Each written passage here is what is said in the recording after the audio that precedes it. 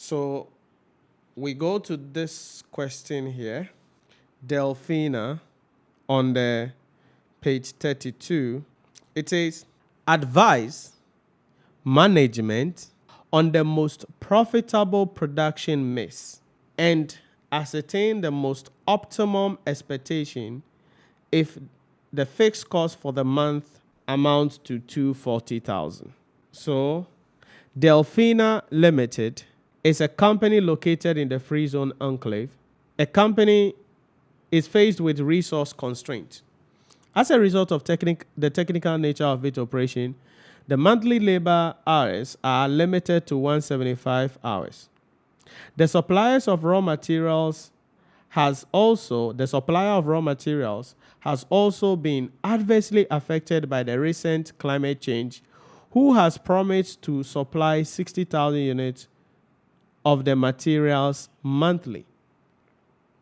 So under limiting factor analysis, the first thing is we need to identify between the labor and material, which one is the bottleneck, which one is the constraint. So to do that, we need to ask ourselves, what is the units we are producing? Demand for the product are as follows.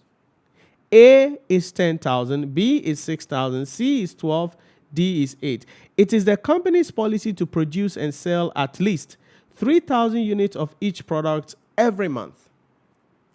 We'll come to that in a moment. So the first thing is, okay, we have 175,000 hours of labor. We have 60,000 units of raw material. Which of these two is a bottleneck? So let's work that out. Delphina, identification of the bottleneck, resources. So let's do for the labor hours first. So labor hours. There are 4 products, A, B, C, and D. From the question, we are told that, so 5, 4, 4, and 6. So that's direct labor per unit.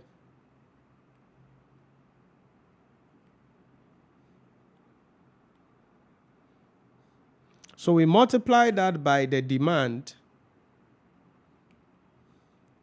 respectively,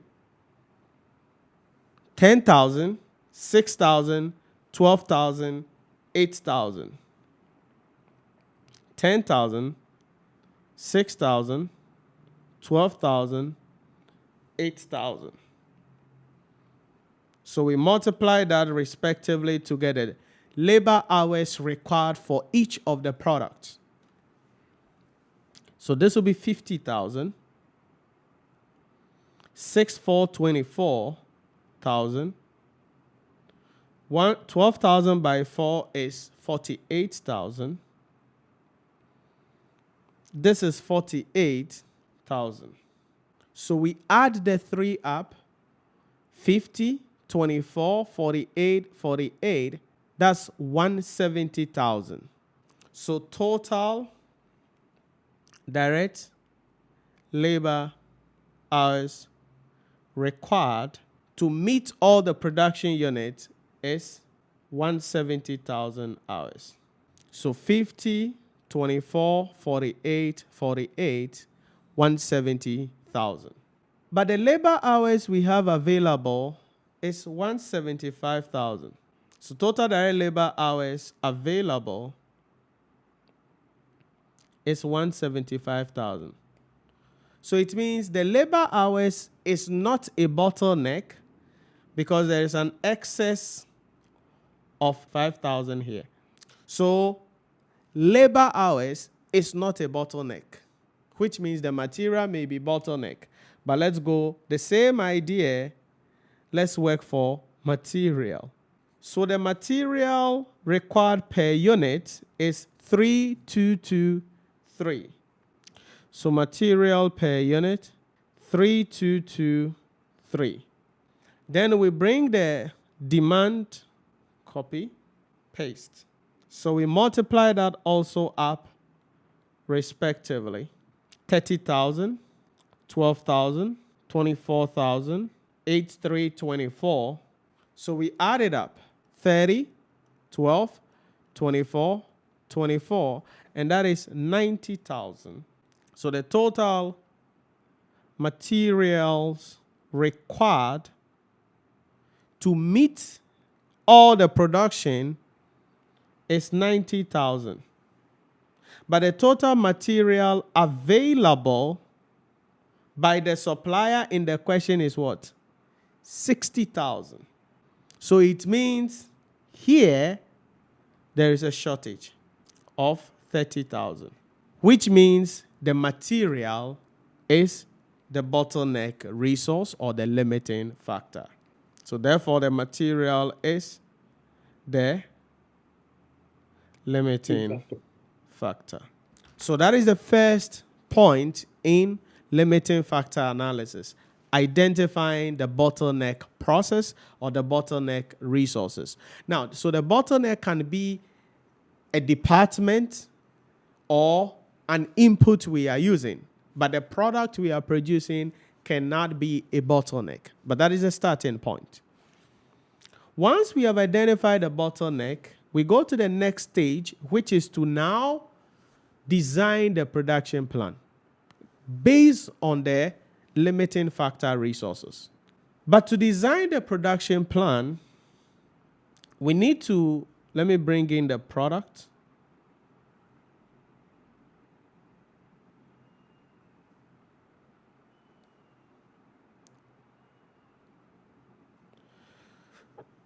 So step number 1, identification. Step number 2, let's calculate contribution per unit of the limiting factor.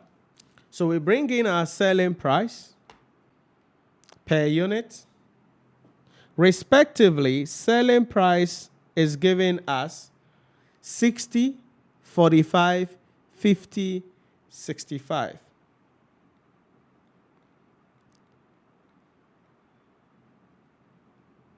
Okay. Then we less variable cost. If you look at it, direct material cost per unit, direct labor cost per unit, variable overhead per unit. So let's work that out and bring it in our slide. So going to work that out below here. A, B, C, and D to get a total variable cost per unit.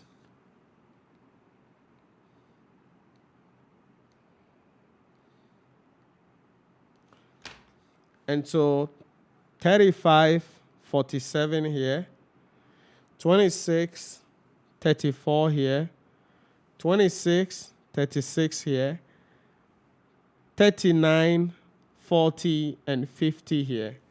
Am I sure of these figures? 47, 34, 36, 50, right. So we less the total variable cost per unit. So I'm just going to say below, because it's just below here. 47, 34, 36, and 50. And that is going to give us the contribution per unit. And so we work this out for us. 60 minus 47, 13. 45 minus 34, 11. 14, and then 15 here. But remember, we are not looking for contribution. We are looking for contribution per limiting factor. So we're going to bring the material required per unit, which is the limiting factor.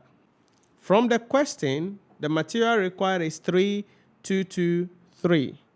And we divide it, and that gives us the contribution per limiting factor.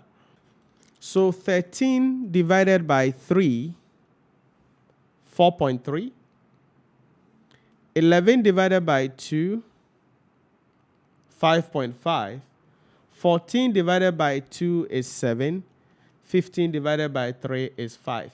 That is contribution per limiting factor. So this is telling us the returns we are getting for each of the limiting factor that we have. And so we will produce the products with the highest contribution per the limiting factor first, using the limited resources we have at our disposal. And that is where the third step comes in, which is to rank. So we rank the products that we will produce first, second, third, based on the usage of the limiting factor. So looking at the 4 items, 7 is the highest, so that will be 1. 5.5 is the next, that will be 2. 5 is the next, that will be 3. And then A will be 4. So this ranking guideline is what we will use to design our production plan.